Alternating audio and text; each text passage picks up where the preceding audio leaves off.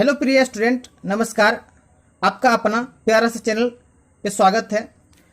आज स्टूडेंट बताने जा रहे हैं प्रतिरोधों का संयोजन, कॉम्बिनेशन ऑफ रेसिस्टेंस। तो हम लोग क्या करेंगे, रेसिस्टेंस प्रतिरोध को क्या करेंगे, हम लोग जोड़ेंगे श्रेणी क्रम में और समांतर क्रम में। प्रतिरोध को दो तरह से हम जोड़ सकते हैं, एक श्रेणी क्रम में, एक समांतर क्रम में। प्रिय स्टूडेंट, प्रतिरोधों का संयोजन श्रेणी क्रम में और समांतर क्रम में मतलब क्या, हम प्रतिरोध को दो तरह से जोड़ सकते हैं, एक श्रेणी क्रम में, एक समांतर क्रम में। तो प्रिय स्टूडेंट, आपको यह कहना चाहेंगे कि आप वीडियो को लास्ट तक देखिएगा और समझ में आ जाए तो एक लाइक कर दीजिएगा और अपने दोस्तों के बीच में इस वीडियो को अधिक से अधिक शेयर कर दीजिएगा। तो प्रिय स्टूडेंट, शुरू करते हैं। अब सबसे पहले हम लोग श्रेणी क्रम में रेसिस्टेंस को जोड़ेंगे, प्रतिरोध को जोड़ेंगे और तब समांतर क्रम में जोड़ेंगे। और हम जोड़ के तुल्य प्रतिरोध मतलब कुल या प्रभावी प्रतिरोध का व्यंजक हम प्राप्त करेंगे। तो चलिए देखते हैं किस प्रकार से हम श्रेणी क्रम में जोड़ते हैं। बहुत ही अच्छे तरीके से आपको हम बताएंगे, समझाएंगे। आप बने रहिए। प्रिय स्टूडेंट, हमने 3 रेसिस्टेंस प्रतिरोध ले लिया, R1, R2, R3। ठीक है, इसको हम लोग श्रेणी क्रम में जोड़ेंगे। प्रिय स्टूडेंट, तो श्रेणी क्रम में जोड़ने के लिए क्या करते हैं कि प्रत्येक प्रतिरोध का अंतिम सिरा, ये होता है स्टार्टिंग सिरा होता है और ये होता है अंतिम सिरा होता है। ठीक है, तो ये अंतिम सिरे को क्या करेंगे, अगले प्रतिरोध के प्रथम सिरे से जोड़ देंगे। फिर दूसरे प्रतिरोध के अंतिम सिरे को तीसरे प्रतिरोध के पहले सिरे से क्या करेंगे, जोड़ देंगे। ठीक है ना। अब क्या करेंगे प्रिय स्टूडेंट, इसको हम लोग क्या करेंगे, एक विभवांतर से, एक बैटरी से क्या करेंगे, जोड़ देंगे। इसको धन सिरे से और इसको ऋण सिरे से। यहां पर प्रिय स्टूडेंट क्या करेंगे, हम लोग यहां पर एक बैटरी, हम लोग यहां पर कुंजी लगा देंगे, की लगा देंगे। ठीक है ना। और फिर इस प्रकार से इसको हम जोड़ देते हैं। तो प्रिय स्टूडेंट, ये आपका जुड़ गया किसमें, ये हो गया आपका श्रेणी क्रम में, आपका प्रतिरोध जुड़ चुका है। अब इसका हम लोग निकालेंगे, तुल्य प्रतिरोध निकालेंगे। प्रिय स्टूडेंट, अब इसमें क्या होगा, जैसे ये बड़ा वाला होता है प्लस और छोटा वाला होता है माइनस। तो बड़ा वाला जिधर होता है उधर से क्या होता है, धारा, करंट क्या होता है, पास होता है। प्रिय स्टूडेंट, श्रेणी क्रम में क्या होता है कि धारा सभी प्रतिरोध में क्या होता है, समान होता है। सभी प्रतिरोध में क्या होता है, धारा समान होता है। प्रिय स्टूडेंट, और यहां पर क्या हो जाएगा, ये हो गया, ये हो गया आपका पॉइंट बी हो गया, और ये पॉइंट हो गया आपका सी हो गया, और ये प्रिय स्टूडेंट क्या हो गया, आपका पॉइंट डी हो गया। ए और बी के बीच विभवांतर होगा, V1 होगा। बी और सी के बीच विभवांतर हो जाएगा, V2 हो जाएगा, लेट कर लेंगे। और सी और डी के बीच हो जाएगा विभवांतर कितना, V3 हो जाएगा। ठीक है, तो चलिए प्रिय स्टूडेंट, आप इसको हम लोग क्या करेंगे, सॉल्व करेंगे। प्रिय स्टूडेंट, हमने लिखा गया चित्र में R1, R2 तथा R3 3 प्रतिरोधों को श्रेणी क्रम में जोड़ा गया है। ठीक, इसमें प्रत्येक प्रतिरोध का अंतिम सिरा ये होता है प्रथम सिरा, ये होता है अंतिम सिरा। प्रत्येक प्रतिरोध का अंतिम सिरा उससे अगले प्रतिरोध के पहले सिरे, पहला सिरा ये हो गया, से जोड़ा जाता है। ठीक है, पहले प्रतिरोध का पहला सिरा और अंतिम प्रतिरोध का दूसरा सिरा को सेल या बैटरी से जोड़ दिया जाता है। तो प्रिय स्टूडेंट, यहां पर देख लेते हैं कि पहले प्रतिरोध का पहला सिरा और अंतिम प्रतिरोध का अंतिम सिरा को हम लोग क्या करते हैं, एक बैटरी से, यहां बैटरी लगा हुआ प्लस माइनस, इससे हम जोड़ देते हैं। ठीक है,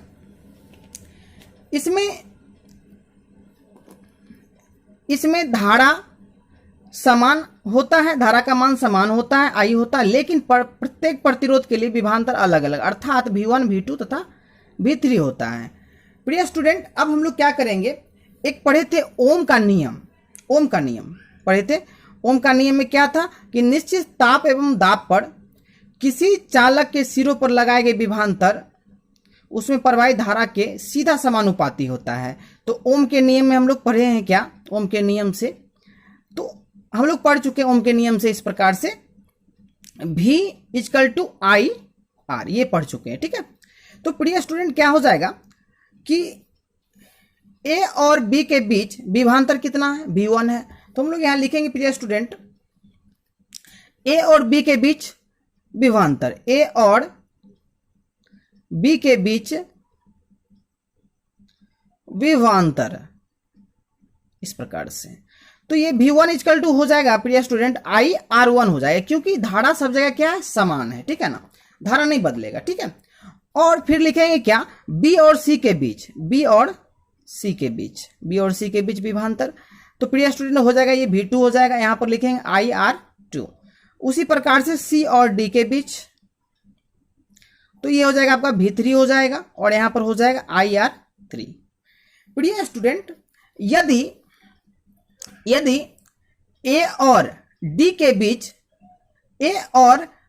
बीच तुल्य प्रतिरोध R हो, तो तुल्य मतलब क्या, कुल, मतलब तुल्य कहते किसे हैं कि ये सारा प्रतिरोध को यदि जोड़ देंगे, इसका जितना मान आएगा उसी प्रकार का एक अलग सा एक ऐसा प्रतिरोध लगा देंगे जो इसके तीनों मान के बराबर वो प्रतिरोध का मान आ जाए, ठीक है ना। उसी को हम लोग बोलते हैं तुल्य प्रतिरोध बोलते हैं, मतलब कुल प्रतिरोध कहते हैं, ठीक है ना, कि इस तीनों प्रतिरोध को हटा दिया जाए और इसके जगह पर एक बड़ा सा प्रतिरोध लगा दिया जाए, उसी को हम लोग बोलते हैं तुल्य या कुल प्रतिरोध या प्रभावी प्रतिरोध या परिणामी प्रतिरोध बोलते हैं, ठीक है ना। तो यदि ए और डी के बीच तुल्य प्रतिरोध आर हो, तो प्रिय स्टूडेंट यदि ए तथा डी के बीच तुल्य प्रतिरोध आर हो, तो V इक्वल टू हम लोग लिख सकते हैं I इंटू आर, ठीक है। अब प्रिय स्टूडेंट लिखेंगे क्या, ए और डी के बीच कुल विभवांतर, तो ए और बी के बीच कुल विभवांतर कितना हो जाएगा प्रिय स्टूडेंट, तो हो जाएगा V equal to V1 plus V2 plus V3। V का वैल्यू कितना है प्रिय स्टूडेंट, IR है, V1 का कितना है, IR1 है, सबका वैल्यू पुट कर दे। V2 का कितना है, IR2 है, V3 का कितना है, IR3 है। I कॉमन यदि ले लेते हैं तो ये हो जाएगा R1, ये हो जाएगा R2, ये हो जाएगा R3। प्रिय स्टूडेंट ये क्या हो गया, कट गया, तो R इक्वल टू क्या आया, R1 plus R2 plus R3। तो प्रिय स्टूडेंट इस प्रकार से ये 3 प्रतिरोध का निकला है, ठीक है, 3 रेसिस्टेंस का निकला है। यदि मान लीजिए आपको N प्रतिरोध दे देता है, मान लेते हैं N प्रतिरोधों के लिए, तो N प्रतिरोधों के लिए क्या हो जाएगा, तो बस कुछ नहीं करना, R इक्वल टू हो जाएगा R1 plus R2 plus R3 plus dot dot dot, ये हो जाएगा Rn तक। कहने का मतलब क्या है कि प्रतिरोध जितना लगा रहे 4, 5, 6 इस प्रकार से हम सबको ऐड करते चले जाते हैं, ठीक है ना। तो ये हो गया आपका श्रेणी क्रम में।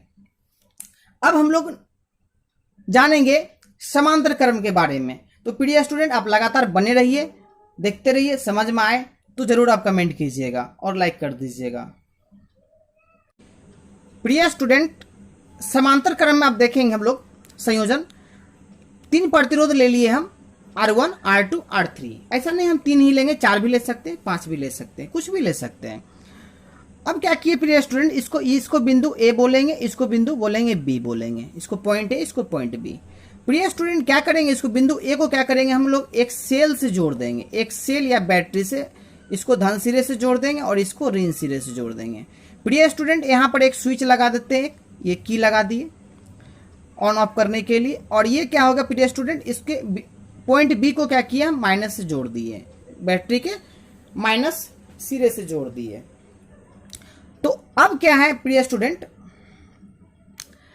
इसमें क्या होगा, जिधर प्लस होता है ना उधर से ही धारा क्या होता है, प्रवाहित होता है, ठीक है। तो प्रिय स्टूडेंट यहाँ पर ये धारा आएगा, ये I यहाँ पर आएगा, और यहाँ पर A से क्या होगा, विभाजित हो जाता है, ये 3 भागों में क्या हो जाएगा, बढ़ जाएगा। जितना यहाँ प्रतिरोध होगा ना उतना भागों में क्या हो जाएगा, बढ़ जाएगा प्रिय स्टूडेंट। I का जैसे ये यहाँ पर क्या है, ये I है, तो ये क्या हो जाएगा, बढ़ जाएगा ये 3 भागों में। जैसे ये इसमें I1 जाएगा, इसमें करंट I2 जाएगा और इसमें करंट I3 जाएगा, और तीनों फिर मिल जाएगा प्रिय स्टूडेंट। तो इधर से जो निकलेगा ये करंट निकलेगा, तीनों निकल के फिर से इधर निकलेगा क्या, आपका I निकलेगा, ठीक है ना प्रिय स्टूडेंट। तो हम लोग लिखेंगे क्या कि चित्र में 3 प्रतिरोध R1, R2, R3 दिया गया है, ठीक है ना, और इसे तीनों प्रतिरोध के पहले सिरे को एक उभयनिष्ठ बिंदु A से जोड़ दिया गया है, और इसके अंतिम सिरे को बिंदु B से जोड़ दिया गया है।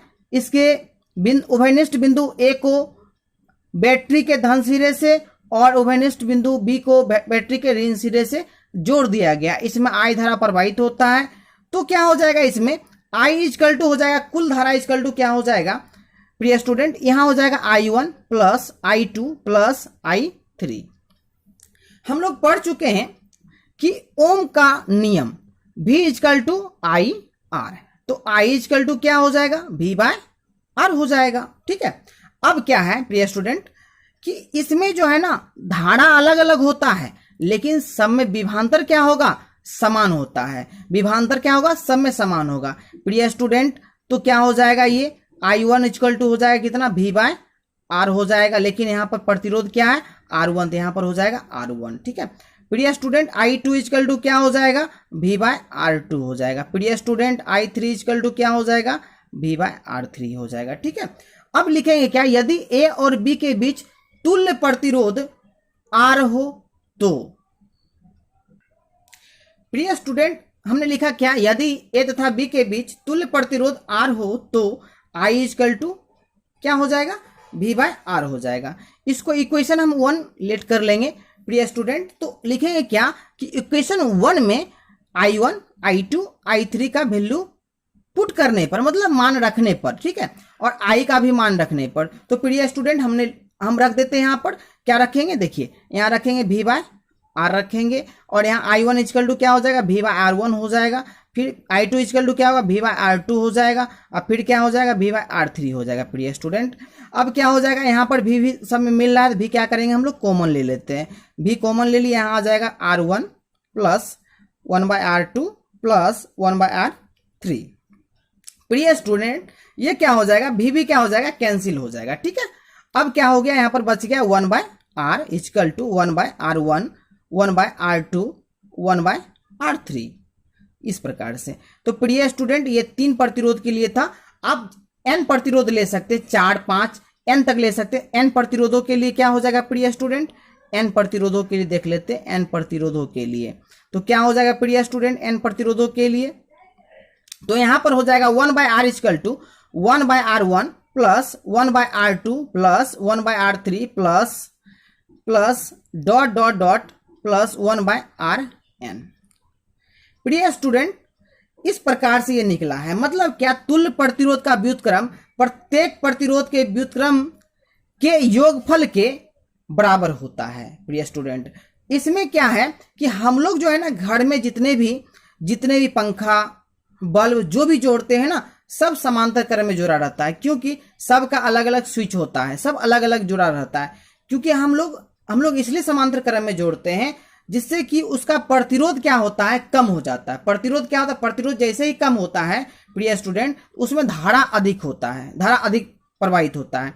जिसका प्रतिरोध ज्यादा होगा उसमें धारा प्रवाहित कम होगा, उसमें ऊर्जा की हानि ज्यादा होती है। ठीक है ना, कहने का मतलब क्या है, जैसे प्रिय स्टूडेंट हम बताते हैं कि जैसे ये तुल्य प्रतिरोध R निकाले हैं, तो प्रत्येक प्रतिरोध से जो है इसका मान क्या होगा, कम होगा, वैल्यू कम होगा। जैसे मान लीजिए क्या, 3 प्रतिरोध आपका है, क्या है, 3 प्रतिरोध, इस प्रकार से 3 प्रतिरोध आपका दिया गया है, और इसको हम समांतर क्रम में जोड़े। कौन से क्रम में जोड़े, समांतर क्रम में जोड़े, जोड़ दिए समांतर क्रम में। मान लेते हैं इसका 3 ओम है, और इसका भी 3 ओम है, और इसका भी क्या है, 3 ओम है प्रतिरोध, तीनों का 3 ओम है। हमको निकालना है तुल्य प्रतिरोध, तो तुल्य प्रतिरोध कैसे निकालेंगे, R निकालना है हमको, वाट। तो यहाँ पर R1 दिया हुआ, ये R2 हो गया, ये R3 हो गया, मान लेते हैं ऐसा। तो 1 बाय R इक्वल टू क्या होता है फॉर्मूला, भाई समांतर क्रम का तुरंत लिखे थे, 1 by R1 1 by R2 1 by R3, यहाँ जो दिखाई पड़ रहा है आपको इस प्रकार से। तो हम लोग लिख सकते हैं प्रिय स्टूडेंट, R1 को लिख सकते हैं 3, R2 को लिख सकते हैं 3, और R3 को भी लिख सकते हैं 3। तो प्रिय स्टूडेंट, यहाँ पर क्या हो जाएगा, 3 बाय 1 प्लस 1 प्लस 1, तो क्या 3, ये कट गया, ये 1 आया। मतलब कहने का मतलब ये है प्रिय स्टूडेंट, R इक्वल टू आपका वैल्यू कितना आया, 1 ओम आया। मतलब क्या कि प्रत्येक प्रतिरोध से क्या हो गया, ये तुल्य प्रतिरोध का मान, कुल प्रतिरोध का मान क्या आया, कम आया। जब प्रतिरोध कम हो गया प्रिय स्टूडेंट, तो चालक में क्या होगा, धारा क्या होगा, आसानी से प्रवाहित होगा, और इसमें ऊर्जा की हानि कम होगी। ठीक है ना, तो इस प्रकार से हम लोग क्या करते हैं, समांतर क्रम में जोड़ने का ही प्रयास करते हैं। क्योंकि श्रेणी क्रम में क्या होता है कि उसमें प्रत्येक प्रतिरोध से उसका मान, तुल्य प्रतिरोध का मान अधिक हो जाता है। जैसे इसी को हम श्रेणी क्रम में यदि जोड़ते श्रेणी क्रम में, तो श्रेणी क्रम का क्या होता था फॉर्मूला, वो R1 R2 R3। तो ये प्रतिरोध कितना होता है, 3 प्लस 3 प्लस 3, तो आपका आ जाता है 9। मतलब क्या, प्रत्येक प्रतिरोध से क्या हो गया, ज्यादा आ गया, क्या आ गया, तुल्य प्रतिरोध। प्रतिरोध यदि ज्यादा हो गया तो धारा क्या होगा, कम प्रभावित होगा। इसका मतलब ये हानिकारक है ये आपके लिए, और ये क्या है, लाभदायक है, क्योंकि यहाँ पर क्या है, समांतर क्रम में जोड़ते हैं तो प्रतिरोध कम हो जाता है। ठीक है ना। तो प्रिय स्टूडेंट, आपको यदि अच्छा लगा हो ये वीडियो तो आप प्लीज़ अपने दोस्तों के बीच में शेयर कर दीजिएगा और लाइक कीजिएगा, और आप नए हैं तो चैनल को सब्सक्राइब करके बेल आइकन को प्रेस कर लीजिए। ठीक है, नए फिर मिलते हैं आपको इसी प्रकार से ऑब्जेक्टिव सब्जेक्टिव का वीडियो हम वीवीआई क्वेश्चन। यदि आप चाहते हैं कि 90% हमको मार्क्स आए तो आप बस बने रहिए मेरे चैनल पे और विश्वास रखिए।